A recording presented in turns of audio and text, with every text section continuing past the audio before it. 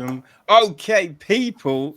So I have the pleasure of conversating today with Sook-Yin Lee, Emily Lee, and Andrea Werhun. Did I pronounce Werhun? Werhun. Or if you're feeling spicy, Werhun. Okay. Well, ladies. Emily Lee. Yes. Emily Lee. Lee, she's a lady. Okay. I apologize. Kevin Scott. Oh, good. Yep, that's me. But this is a straight pleasure. I'm so glad you could all make it because your film is incredible, right? We're here to talk about paying for it. And what an amazing piece of work. Yeah! Yeah! Right, it's really cool. Like, okay, I know you're from the UK, but like we've got this square platform thing, and it's reminding me of the Brady Bunch. Like, the story, the lovely lady bringing up the very lovely girls. And so like, I want to high five everyone, but I'm like, Andrea, let's high five. Over there, yeah. The wrong way, Andrea. Emily. We did it. Oh my days. I'm not super familiar with the Brady Bunch, but that was fun. Like music, right? It was like super kind of clean, very saccharine, very cheesy. It was well, I loved it. I mean, it was a TV show that I was growing up. It was about a family. I think it was like both came from divorced families, and there were 3 boys and 3 girls from separate families, and then they lived together. Yeah. It was kind of like the White Cosby Show. Kind of that kind of vibe, you know what I mean? Very clean cut, very messages to people and that kind of thing. So I think the Brady Bunch came first. But yeah, it's good stuff. Good stuff. I'm not sure I'd make it in the family, but this is like a new family. This is a postmodern Brady Bunch. Okay, I can get behind that. It's so cool too, because like the dad, who is like a very paternal figure, later came out in his later years, came out of the closet. And, oh, that makes so much sense. Yeah, indeed. So you like the movie? We started there. No, I didn't like the movie. I loved the movie. This movie was friggin' great. It was incredible. And listen, I'm not just saying it because you're in front of me. I honestly, because I think if someone told you we're making a movie or you're going to go watch a movie about someone who's paying for sex, right? You'd be like, I don't know about that, right? I don't know about that. But for a movie where that is the framing kind of concept, there is so much love here. There is so much love. It's crazy. You know what I mean? The way that you just brought this graphic novel to life, you know, it is. I love the opening. Hey, firstly, I love the opening credits, right? The way the actual like production companies' logos go into comic book style versions, and then the comic image goes into the real life image of the house. That was fantastic. I love that. That's called problem solving, Kevin. Basically, we had 19 days to shoot this. 19 days to shoot. Oh. It was really fast. When I finally looked at all the footage, it was like, holy sheesh. They're like, there's a bunch of gaping holes. I'd like to be able to shoot some other stuff that shows seasons changing.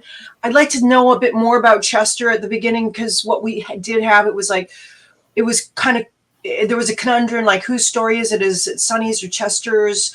And I need to be able to establish him quite firmly more than I had shot. And I was sitting there and I was like, what do I do? And I had made a couple of home movies over the pandemic, and I bought a really awesome camera, a state-of-the-art camera that's so tiny, and I shot 2 movies on that tiny little thing. And so I was like, I woke up and there was just sometimes a voice that would come into my head that would help me problem solve. And just out of nowhere, it was like, get your camera, go over to Chester's, the real life Chester, because this is based on a memoir, Chester Brown's autobiographical novel, Paying for It. And there's a kind of like life material right there. So we shot a lot of it in my house, but by the time we had wrapped, you know, the art department had taken a bunch of the stuff away. So I just simply had to go down to King Street with my camera. And we shot Chester in his tiny, tiny house. And his place is madness. Like it looks like a fancy condo on the outside. And then you open the door and he's like a medieval wizard in his towers of books. You have to like walk. It was so precarious. I'm glad that my camera was so small because I had to precariously walk through and juggle. I went into his kitchen and inside the cabinets, nothing in the kitchen cupboards of food, but all books. And so, it's an amazing place. And so there we had his stuff, and he, you know, put down, we had his actual panels from the comic on his actual wooden board that we got to come up with a different wooden board. But there I had the original and with his original drawings. And there you could see all the little things from his book, little images that are seating, you know, that the audience is like, they're absorbing. And then he puts down the credits with his hand. Those are his hands. Oh shit. And then when you see all of the crazy sticky notes, like millions of sticky notes everywhere, his bathroom door, those are his notes. And then when you see his closet bursting with plaid shirts, those are his shirts.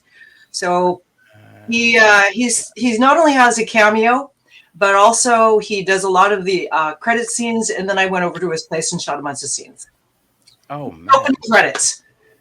Yeah, no, the opening and the closing credits where we see all the different people, all the characters, everyone gets their little character was fantastic. That was great. But then that opening scene of Emily and Dan and the conversation. I mean, to open up with that really lets you know what this is. And it really lets you know that the love and the heart of the film as well, because although Sonny is like, I think I'm falling for someone else, but they're like, but we still love each other. And that, you know, like in things in the past where we see something similar, like someone goes off in a rage and it's all drama and crazy. This one is just exuding love. And then I learned, this is Emily. This was your first leading role? Yes. Like, you never would imagine it. Like, you own the scenes, Emily. Oh, that's very nice of you to say, Kevin. Appreciate it. No, you were really so great. Like everyone, like there was no weak links in this film. Not a weak link. I'm so proud of everyone. And then so not a weak link in all of the people creating all those worlds, the art department, and just on every level, so many great people. And like, most of the cast are non-actors. Most of the cast are people that I knew, that I reached out to, performance artists, activists, musicians, all kind of in my community. And then also the people that I was able to find through casting, a lot of the comedians, the Chester friends and Emily, I found through auditions. Okay. So, all right, let's, you know, before we get into Andrea's roles of more of Emily, let's get to this. Okay. Why? Right? So Chester brings out this graphic novel in, I think it's 2013, right? It's been out a while.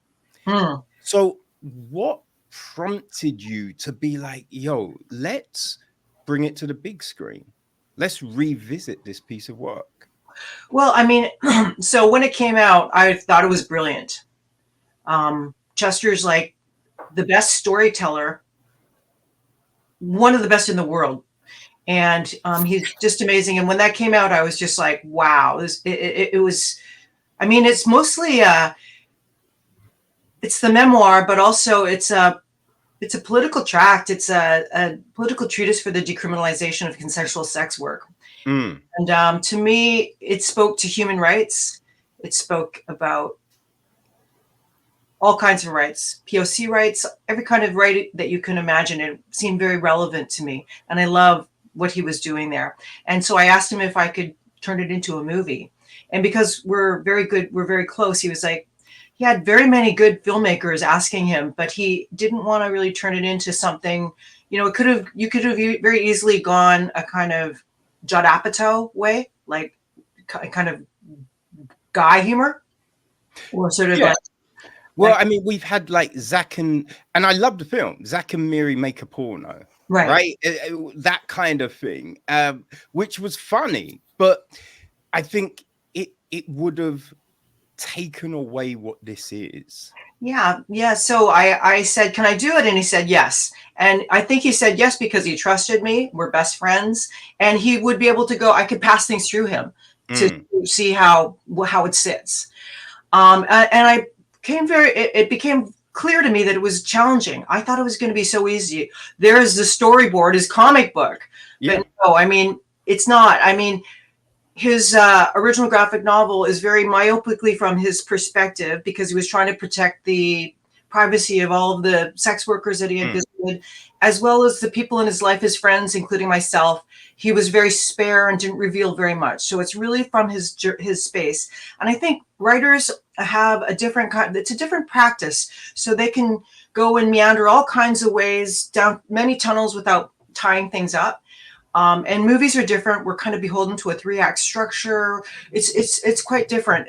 His book, had the last fifth of the book were a lot of academic and historic notes, political notes.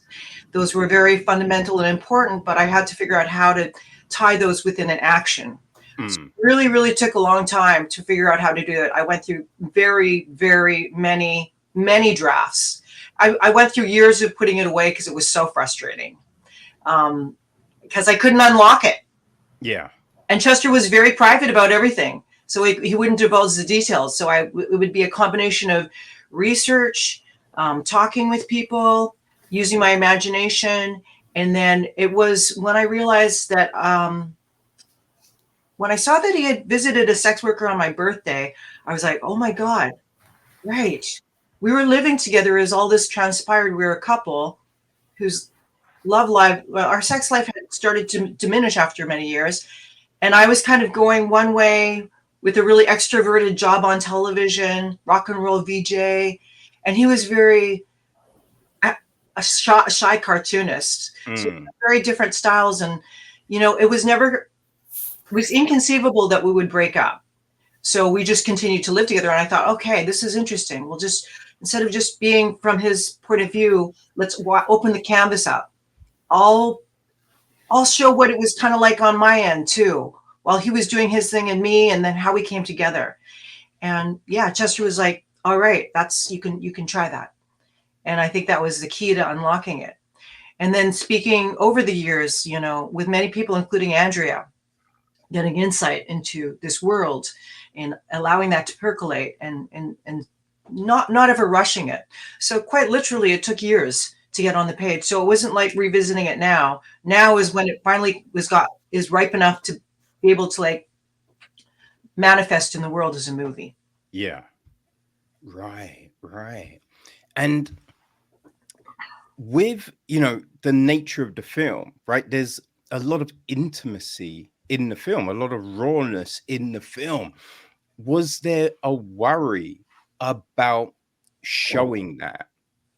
Because, how, like, showing sexuality on the screen for a load of people is a problem, right? A load of distributors won't deal with it, right? People won't fund it.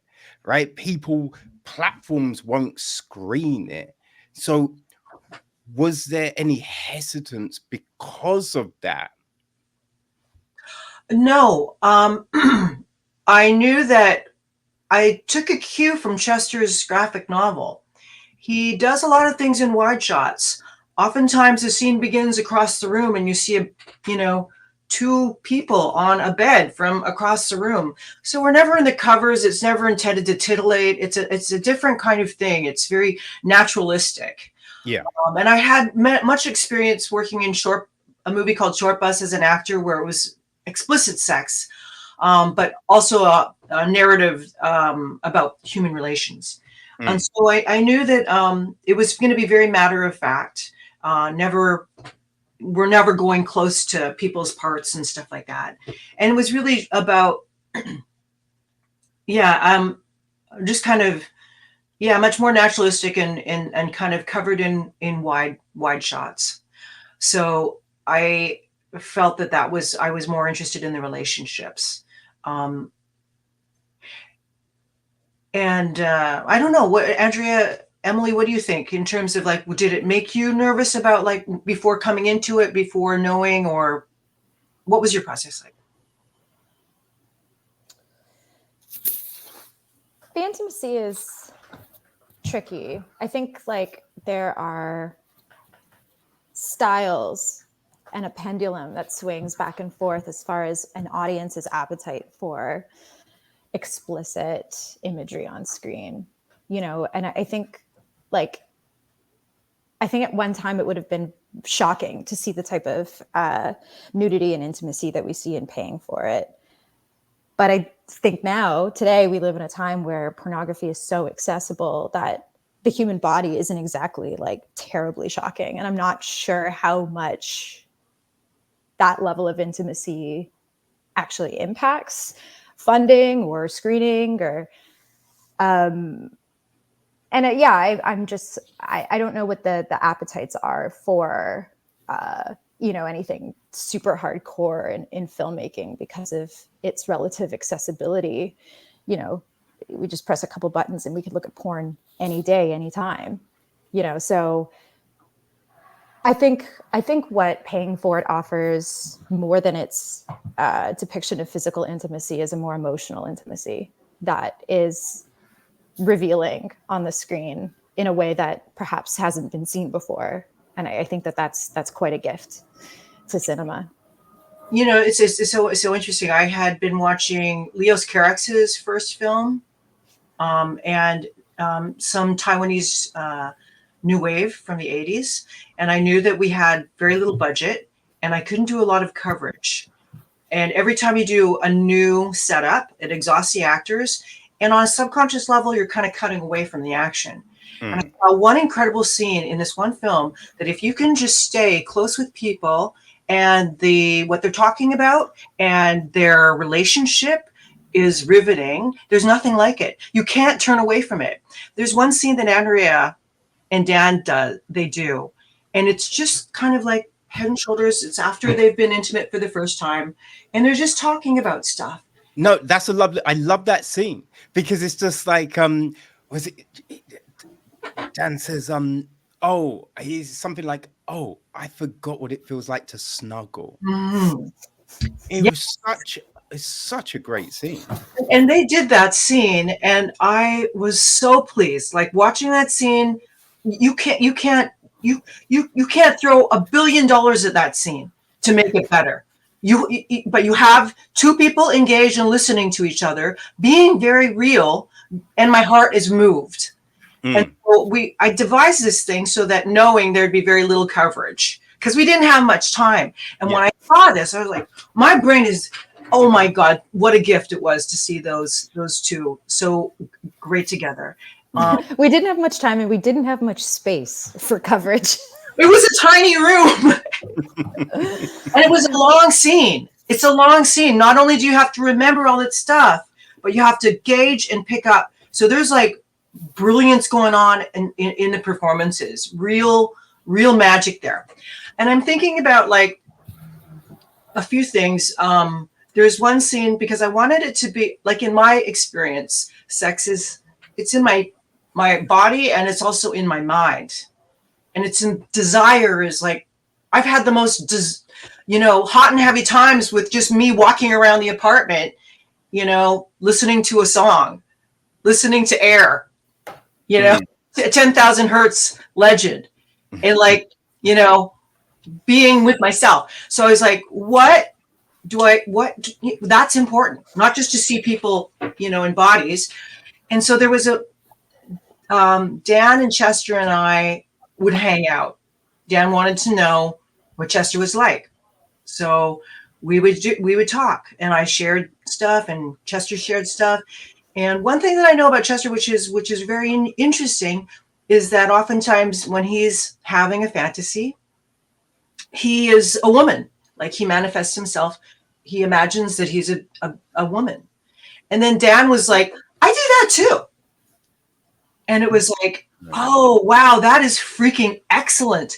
So there's a thing where he's downstairs, hasn't had sex in a long time, and he's just imagining. He's like furtively and fruitlessly masturbating. It's not working, looking at all the images, and he's like, when you superimpose Mandy's face over, oh my, that scene, and then they come together and they're one, and her face becomes his face. It's like, and we're going into the world of fantasy, but to me, sexuality, desire, intimacy, all those things aren't just about that thing, Yeah. Well, there was a really great scene with oh my god, let me see if I can find. We have a lot of spoilers in here. Well, I feel we're talking around. I think the scenes we've mentioned aren't, giving anything away. Okay. You know what I mean? It's more themic on the thing. There's like firstly, the first scene with both Andrea and Emily. Oh. That scene was because it was because this is the thing about the first film, and only. Right? Yeah. Yeah, because it's just like a lot of the time when you see something and it's talking about non-monogamy, it's always just like, it's so great, everyone should do it, it's the best thing I've ever done. But a lot of times you see a fake smile and just like pain behind the eyes, and this isn't going, everyone should do it. It's just, this is the situation we found ourselves in, this is how we navigated it, this is the pain, this is the love, this is everything. So in that scene where Sony and Yelisa first meet, the expression on your face, Emily, was just so intense. And you just put yourself in that situation, because in a way you can look and be like, it's kind of hypocritical, what I mean? At that point Sonny and Chester were no longer together. They were just living together, and there was an agreement between them for Chester not to bring home any sex workers, and so he broke that agreement. And so there was just like a moment of like, Sonny was stunned and also had a feeling of betrayal wash over her. Yeah. And so she didn't really know how to absorb that, because she never thought that it would happen. It's an amazing scene. Because there's a conflict, and much of it is unspoken in these two women. I mean, Yulissa, Andrea's character, has just had a thing downstairs in Chester's room, and they're coming upstairs, and then Emily comes home with her date. Yeah. And then there's a big collision, and it's like, your look is like, whoa.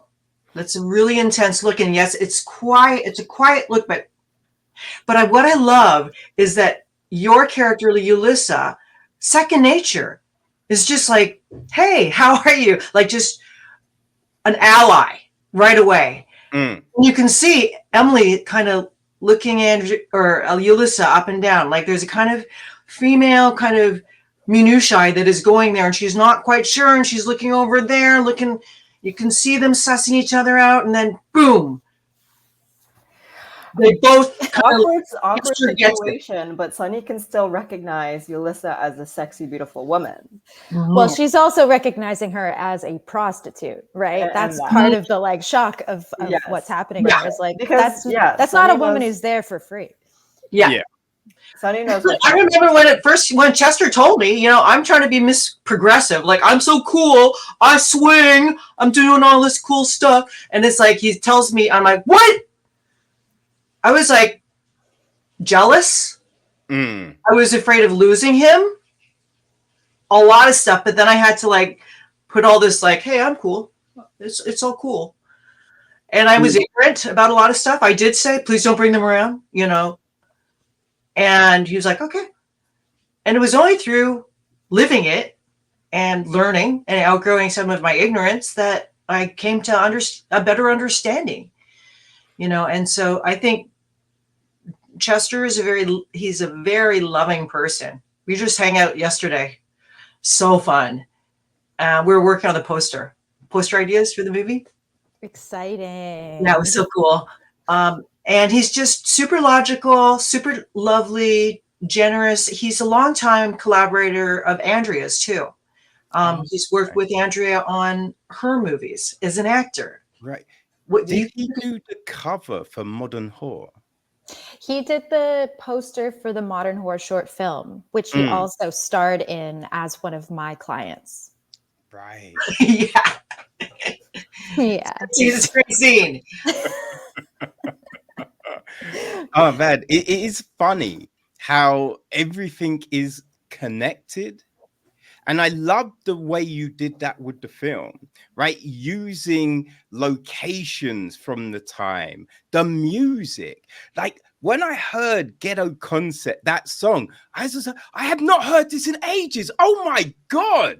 I just straight away went to once the film started, I went to iTunes and played that song. They are so good. I know. The OGs that never got, they laid the groundwork, but they didn't get the credit. So like everyone after were just like the masters, the great ones. And I used to a lot of underground hip hop shows back in the day. So I was hearing a lot of this stuff. And I hadn't heard that song in ages. So that was so great. Oh, good. I mean, this is the beauty of being able to make a movie based on memories of life and real relationships. So we could actually shoot in this house, this tiny house where the real life events took place. I could open my window literally and call out the back window, hey, Ian, from the band Thrush Hermit, can I use your music video?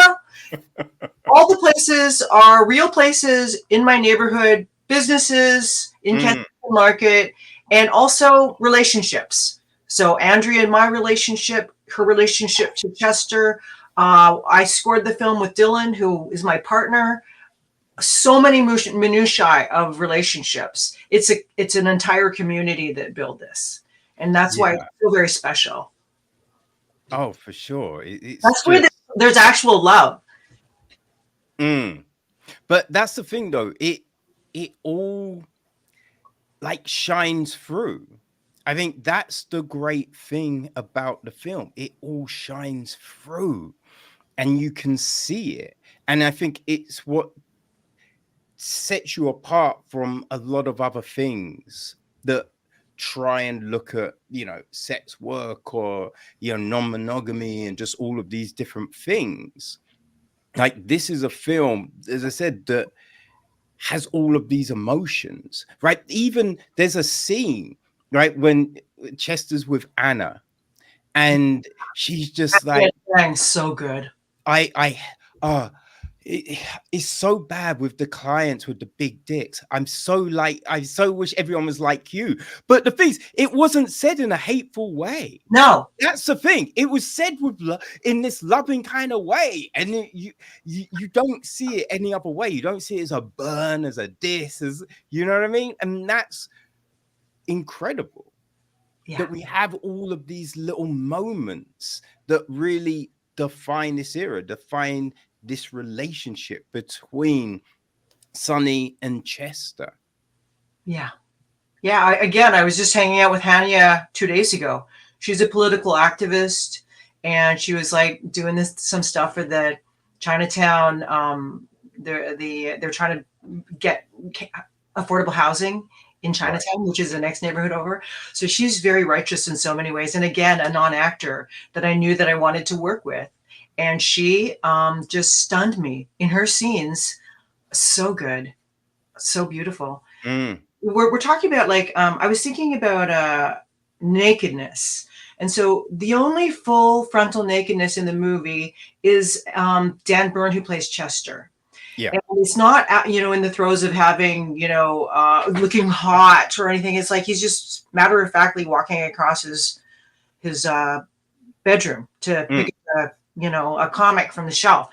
Very matter-of-fact. And there's something about, I think, when I was screening it, when we were editing, those were the parts where men would go like, do you have to show that? And it's just a guy, wide shot, his body, his penis exposed, but everything exposed. And it's not anything. It's not special. It's just it's almost like National Geographic. But I think what I love about that, and I'm so happy that Dan agreed. One of the first things he says is, I have no problem with this. And he was coming from a person who is a mighty artist. He wants to do this because he understands why it's important, why it is still so taboo for men to see themselves, or anyone to see themselves naked. And most of my movies involve some nakedness. And for me, it's a kind of a visual metaphor for being stripped down and being at your most vulnerable. And I asked this of everyone in the cast, Emily and Andrea and everyone, to be at their most vulnerable. And you did it. And I think that's part of what is resonating. Oh, definitely. It's the vulnerability of all the characters and the honesty.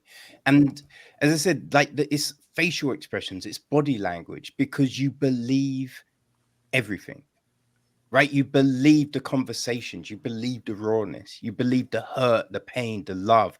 All of this rings so true. Yeah. Like how was it, on set to create the environments where everyone felt that they were able to be that vulnerable, right? Because acting with no clothes on, you can feel like everyone is judging you, but the performances are incredible. So how did you create those environments for like Andrea, Emily, and everyone else to be able to, just pour all of this out? Well, for the key creative people, I handpick people that I love their work and are just cool people. So all of the key creative people I had worked with in the past, many of them, this is their first feature film. So mightily talented, but having never been given the opportunity, because all of those opportunities go to the same people over and over and over again. Well, most of the crew were like in their 20s and 30s, weren't even around during the 90s. I had to explain to them what Much Music looked like. I had to explain to Emily what her dialogue meant, but so incredibly it's a very thoughtful people, like just with the right touch and feeling, with the right knowledge. So then we understand, okay, everyone gets it. There's not going to be some strange thing. It's a very queer crew, a very very, very, very great crew. So like that, but also knowing that the people that I needed to not only be vulnerable, but to do more revealing naked parts, I worked with them and developed a sense of trust. Many of them are my friends. Also, and so shout out to our amazing intimacy coordinator, Mimi Cote.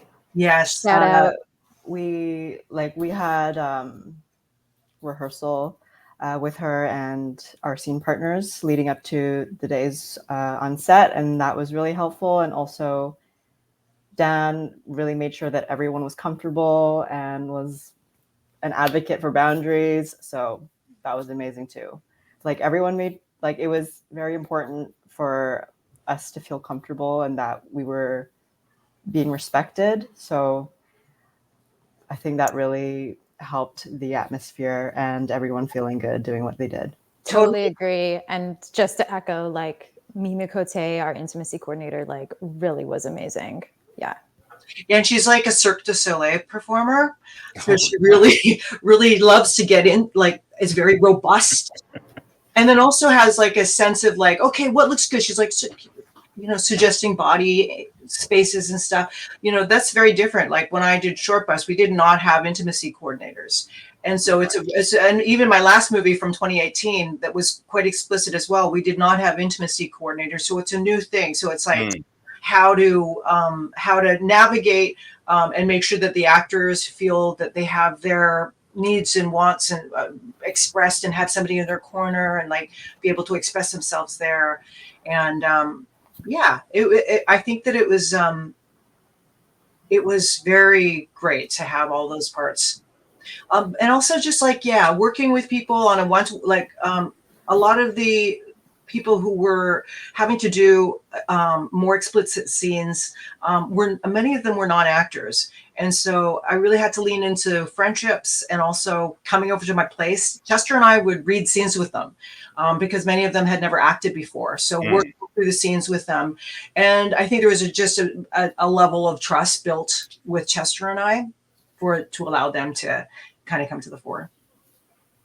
Oh, that's great. That's great. And I think a big thing about this, right? Like the nudity all felt natural. You know, there's times when you'll see a film and there's this weird shower scene and then it cuts to something and you're just like, wait, why was that there? Like what's happening? Or it's just like when people get out of bed, you know what I mean? Like the girl gets out of bed, she's naked. The guy gets out of bed, he's wearing boxer shorts. It's just like, wait, what? That's weird. That makes no sense. So like it's always been this weird thing of, you know, for whatever reason, not showing male nudity. And I think it's damaging, right? Because it makes things seem weird, makes things seem taboo and like, oh, that's when it's just like, it's the human body. Everyone has it, right? Everyone's seen it. It's not scary. You know what I mean? Everyone's different sizes, different shapes, colors, all of this kind of thing. So just show it. And then you take away the stigma. You know what I mean? Yeah, it's very tender. I mean, we're very disassociated from our bodies. Most of us, you know, it's to even try to be a woman and, you know, even see what things look like down there. It's very difficult. So I think, you know, just by the sheer fact of, you know, how I've seen people respond to Dan's full nakedness and being a little bit, it's still, despite how seemingly progressive our society is, we still are so disconnected from ourselves, and there's a lot of shame involved with and privacy, you know, and yeah, you know, covering up. We want to cover up, which I understand because, you know, it's a harsh world sometimes. It lasts forever. You're nude once on film and it's forever. It's not an easy decision to make. Well, yeah, because I think people get judged, right? People get pigeonholed. So, like, what was that for, right? Like, you know, about doing these scenes or past scenes. What has been the fault for yourself, Andrea, and you, Emily, about nudity on screen? Well, I usually charge a lot more money for people to see me nude. We'll start there. And it is forever. You know, it's not a light decision to make. You know, it's you know, the nudity that's expressed in the film and expressed in any type of imagery that gets shared online in any capacity is something that follows us forever. And you know, I'd like to live in a world where we're not judged for our bodies. We come into this world naked. There should be nothing shameful whatsoever about our bodies or our sexualities. and it shouldn't impede us from, you know, various opportunities that we seek in our lives. But the sad reality is that it does, you know, and stigma is real. Sex work stigma is real. I think that, you know, for a lot of the people in this film who are portraying sex work, it's, you know, being nude and performing a sexual act on screen is not necessarily sex work specific, but let's call it sex work adjacent. You know, playing the role of a sex worker on screen and doing that work on screen is sex work adjacent. I think we can agree. So, you know, I think we just have to be careful with and conscious and cautious and put a lot of thought into the implications of collaborating on a work that deals with such stigmatized matter. And, you know, I wish we lived in a free world where stuff like this was just totally common and not shocking and not weird and not an impediment to our future success. But, you know, unfortunately, that's not the case. But I hope works like this can help wiggle the door open a little bit more so that we can talk about why those types of social impediments are incredibly silly. Yeah, for sure. Yeah. What about you, Emily? Like for me, when I received the script, I was like, this is a part of the story that's like nudity. It wasn't done also in a way, it was like done in a very human, normal human pedestrian way. It wasn't hypersexualized like how nudity is often shot in film, especially when it's directed by a man. And so I didn't feel, of course, like it was my first time doing something like that. So I was a bit shy, of course. But again, going back to having Mimi on set and working with her, I felt, and also like with my acting partners that I did those scenes with, I felt really comfortable. And yeah, but I agree with everything Andrea says. There's a lot of phobia. A lot of actors won't do nudity. One of my movies, I was doing some auditions in Los Angeles and met a very, very, very good actor. But some of his scenes required him to have not a shirt on. And he was like, yeah, well, I can't do it. I can't do that unless I have a 6-pack. I'm like, but it's not about a 6-pack. It's okay if don't have a 6-pack. It's better if you don't have, no, it's gotta be, so it's very, people are very, they have a lot of sensitivities about the way that their bodies or how they look, how they're shown. And yeah, it can be challenging. I mean, I acted in a movie where there was explicit sex and it's a very heartfelt film. It's a very beautiful film and it's funny and all moving and all kinds of things. And I totally stand by having been an actor in Short Bus, but it was weird well, that's a huge bottle, Andrea, of water. I know. I like to be very hydrated. It's like bigger than my head. Drink a glass of water. But it's weird to see people just taking scenes out of context. Yeah. You know, online, it's like they made a GIF of the most explicit moments. I'm like, people can't see the whole movie. And it's, I'm like, oh, man. Or, you know, sometimes people will write, you know, and they'll say something like, hey, like kind of gross on my thing. Is so on my wall, like a social media wall or something like that. I usually go delete and block. And I can't really control that stuff. Like little stuff like that happens and I do see it and it kind of gets me, but then I try to block it out because most of the rest of it, most people aren't like that. Yeah. And I think, you know, the way you shot these scenes, there's nothing sexual about them. They're not gratuitous. They're not explicit. Everything feels so natural. And, you know, I think it just brings humanity to this. You know, even the conversations with the sex workers, like there was one that's like, oh, I only do midday. Right, I don't do evenings because evenings people get drunk, and it's just like, yeah, that's a really great point.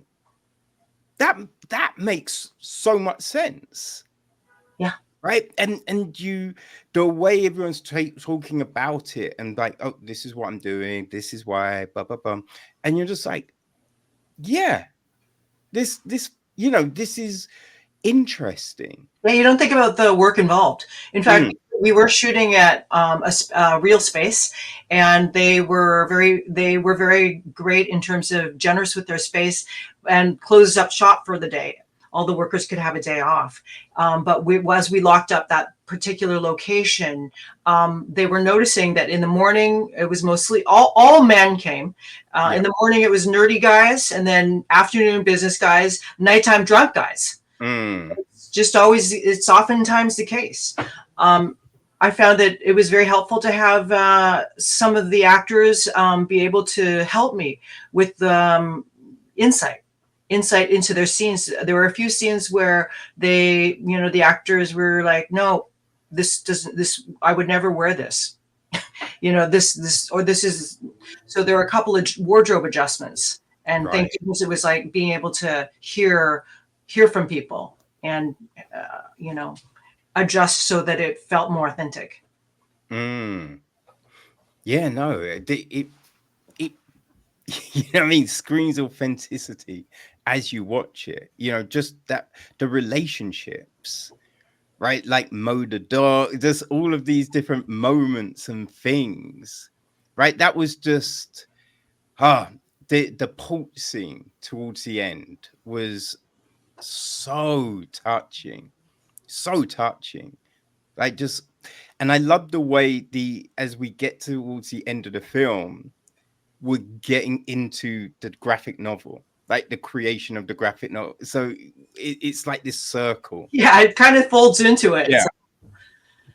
Yeah. When you're watching a documentary and you see a space that no production designer could ever imagine, because we had such a small budget, I was looking for spaces that would had in itself a kind of feeling or energy that was what was needed in the movie. And so, like that porch scene that you're talking about, without giving stuff away, that is Emily is playing an instrument, a very large, ancient keyboard, like organ. Yeah, it's like a pipe organ.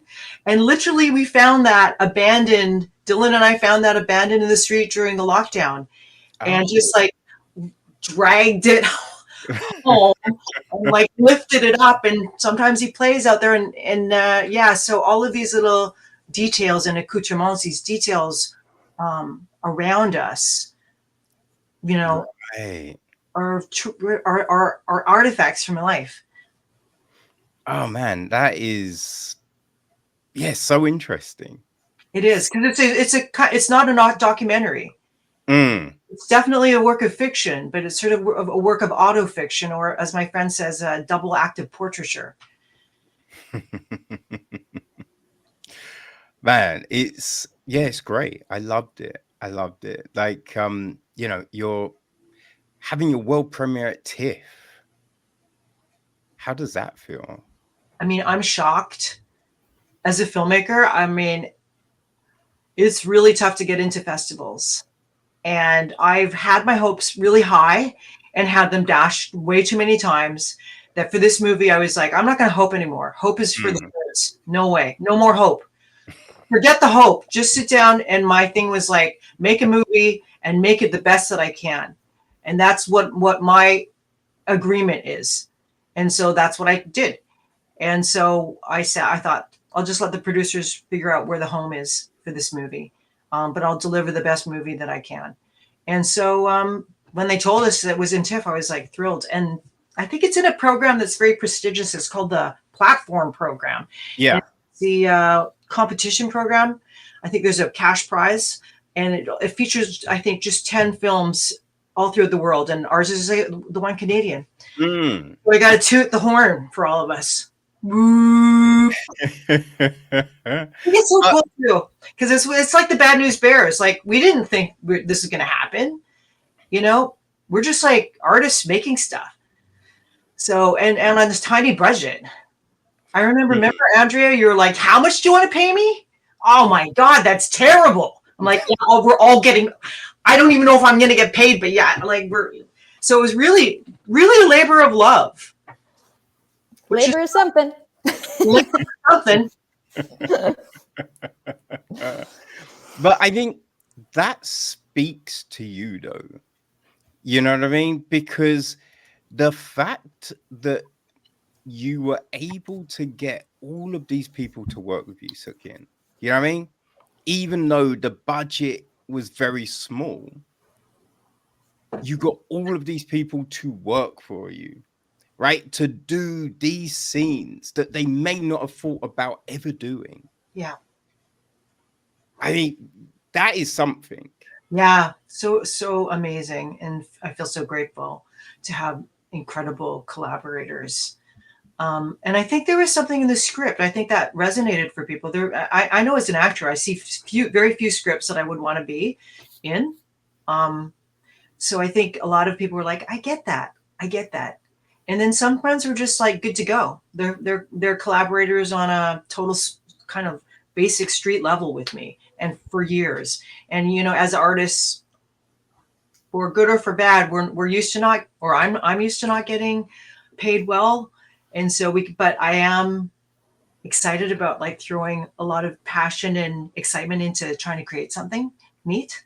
And I have other friends that are like that too. So it was all pretty cool. I mean, the way in which this movie was rendered kind of flies in the face of regular methodology. It's kind of somewhat indie DIY, and it's certainly not normal.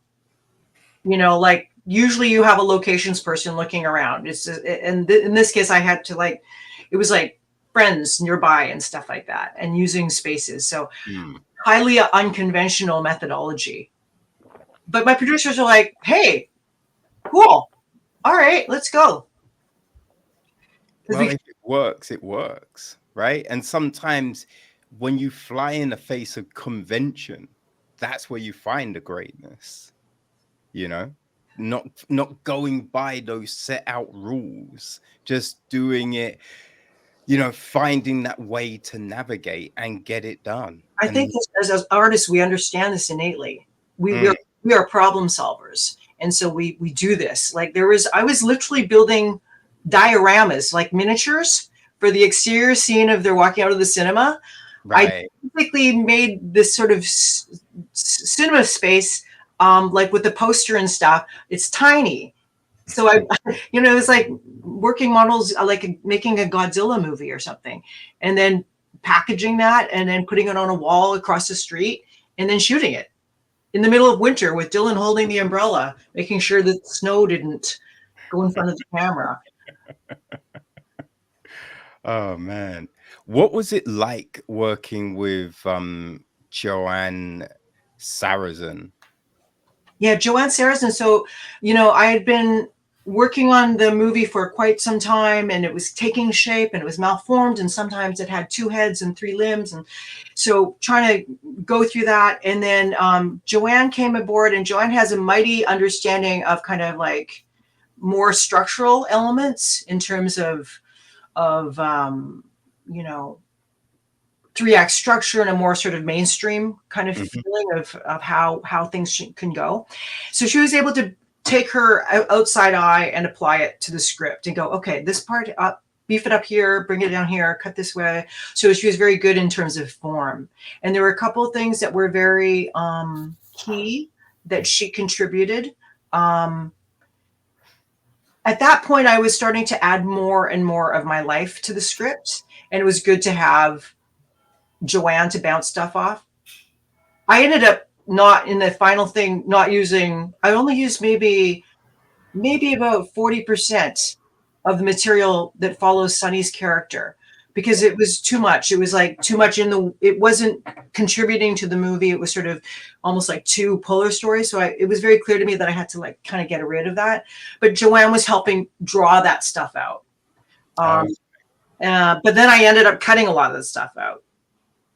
And the editor should be like, oh my God, it's your life. How can you not? I'm like, no, I can't. Can't include it. So I think I had to have the distance to be able to see how it contributes and helps the story or works against it.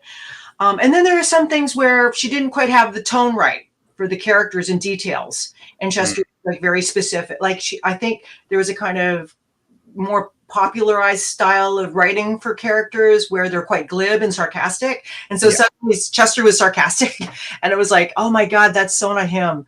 We have to return him back to his actually how he is. And there were specifics around the veracity of sex work that Andrea and Chester brought to the fore, and I totally excised all those elements and then worked on the script to make it so that it would pass their sniff test. But Joanne brought in, looking at the cartoonists. So in reality, there were 3 cartoonists that were the Toronto 3, they called themselves. In the world of alternative comics, really those guys were the masters of the form. When it was around, 2000s, mid 2000s, late 90s, they were the ones. But soon thereafter, it was like a lot of women came to the fore, and it's a form where women dominate. People like Jillian Tamaki, who Laura is based on. There's just so many great female cartoonists. And so Joanne was like, let's bring some of that in. So we don't just have 3 dudes talking all the time. Yeah. Which the graphic novel was.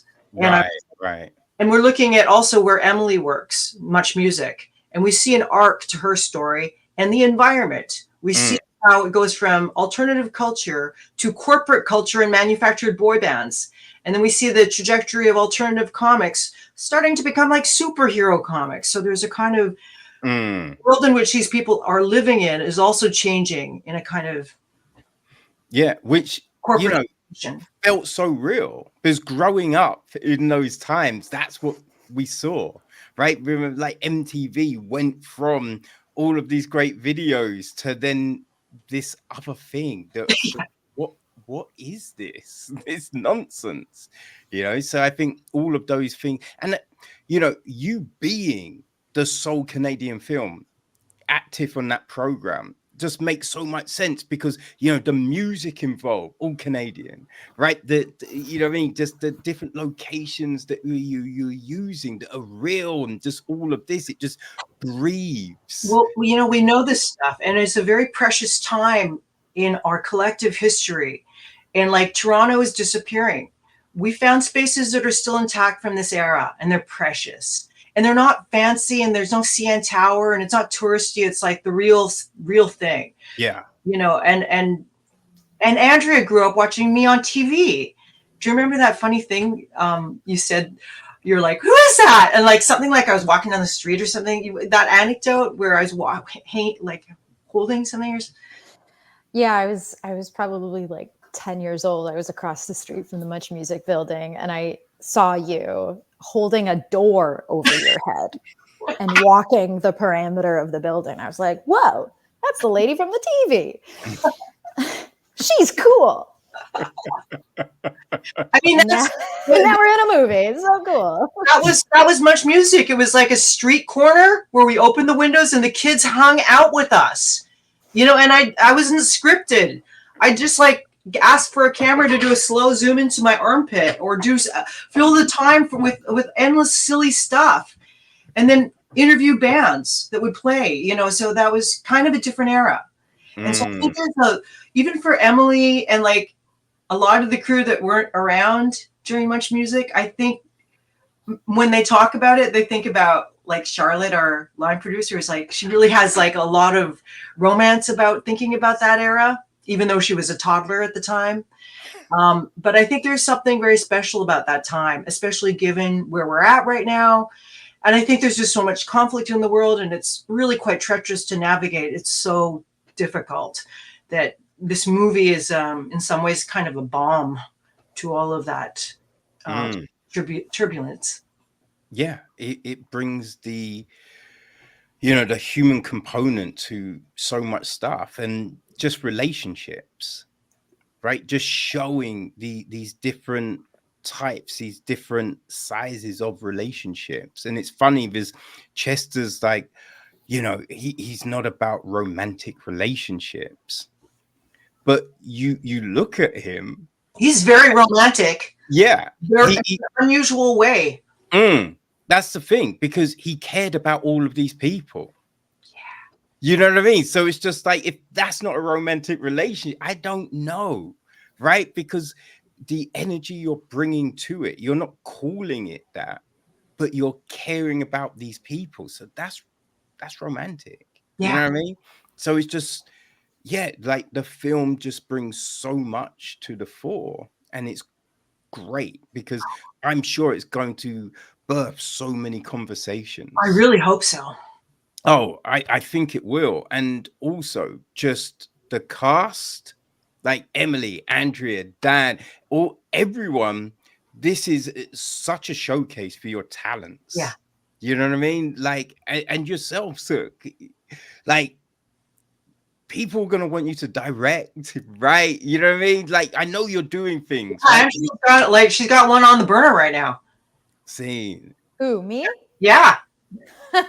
Do I ever? Yeah, she's got a feature she's working on with her longtime collaborator, Nicole. Oh, splendid. Yeah. Based on a book I wrote. So yeah, that's really cool. It's called Modern Whore, so check that out. Well, when you're ready to talk about it, please come by and we'll have another conversation. Would love to, Kevin. How's that? Well, I know. I think Cynthia Emily, says, you're going to be going to. Are you thinking of going to acting school in New York? But you also you were always carrying around your little camera. And Emily's also an incredible visual artist. She showed up one day in one of the comic book convention scenes, and she had made the lead character of my first short film, Mr. Noodle, a 10-foot egg noodle who walked the streets of Vancouver. Emily had made Mr. Noodle to size and was like Mr. Noodle at the comic book convention. I was like, how did you do that? She's like, oh, just crafting. I'm like, that's major craft skills. I had the next day, I had off, and so I stayed up all night making it for the convention. I couldn't believe it. I'm like, what? But like, do you have any desire to take those skills, visual art skills, and also some of your other stuff for filming? And I'd love to develop other skills in filmmaking for sure. So I'm currently figuring out how to do that in a financially responsible way. Yeah. Wow. Icon. Yeah, thank you. well, yeah, definitely come by for another conversation, Emily. Will do. Awesome. Well, I know, I think Cynthia says that you've got a hard out. So I could continue this conversation forever. This has been great. I love being able to talk, paying for it with you guys. So thank you so much for your time. Right, you're playing at TIFF, and let's just shout out the times. So the 5th of September is the premiere. No, September 6th. September 6th, 9:30 p.m. in Canada, in Toronto. The next day, on Saturday, September 7th, we have an 11:45 a.m. second screening, only 2 screenings, public screenings, so I'll be up for 48 hours. And then we're going to go to the Atlantic Film Festival in Halifax later on, and then we're hitting a bunch of festivals in Canada first. We're doing Canada first. Awesome. And and then hopefully it'll spread out. So I appreciate anything you can, because we're a tiny little movie, but I think it's a great movie, and the more people know about it and want to see it, the better. Definitely. Now, how can people keep track of everything you guys are doing? Let people know, handles and all of that jazz, so they can support you. Well, I noticed you took yourself off Instagram, Andrea. Are you still? Did you just get sick of social media? A lot of people are bailing from social media right now. Yeah, I'm taking a break. Yeah. Just taking a little vacation. Understood. I'm on Instagram at Sook-Yin Lee, SOOKYINLEEE. I have a 30 because Sook-Yin Lee is pretty much like Jane Smith in China. So I have to add the extra E. So that's my Instagram. And then I'm Sook-Yin Lee on Facebook, public page, and then Twitter as well. Awesome. And Emily, you're not really big on social media either. You're quiet on there. I'm there, but like you got to be friends. Oh yeah, I did give myself a little reset recently. But my handle is Emily TKLE.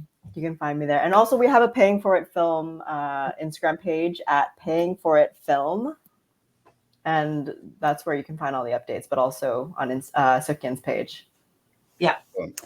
And you can find me at AndreaWerhun.com. And if you need to reach out to me, you can do that at hello@AndreaWerhun.com.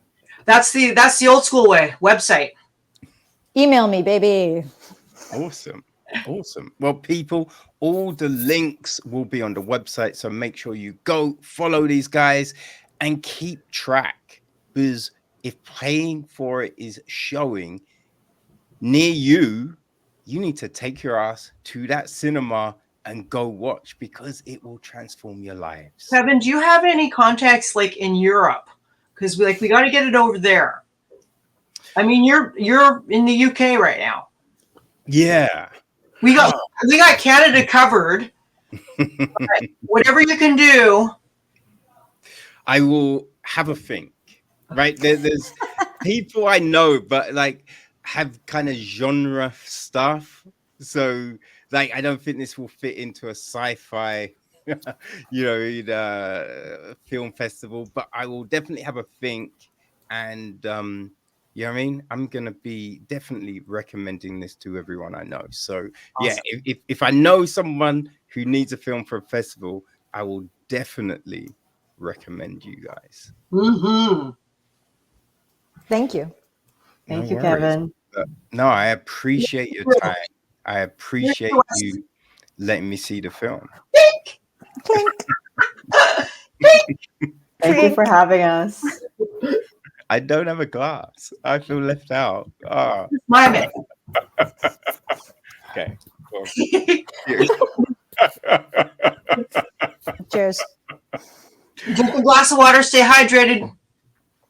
Will do. Okay. Well, thank you again.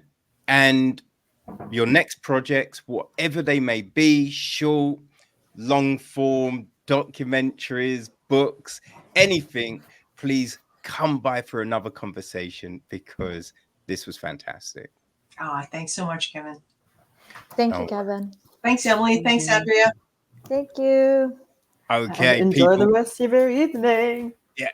Go follow Sook-Yin Lee, Emily Lai, and Andrea Werhun, and go see Paying For It. They're fantastic. The film's fantastic. Do it for yourselves. All right, ladies, thank you so much. Take care. Okay. Bye. Bye. Bye.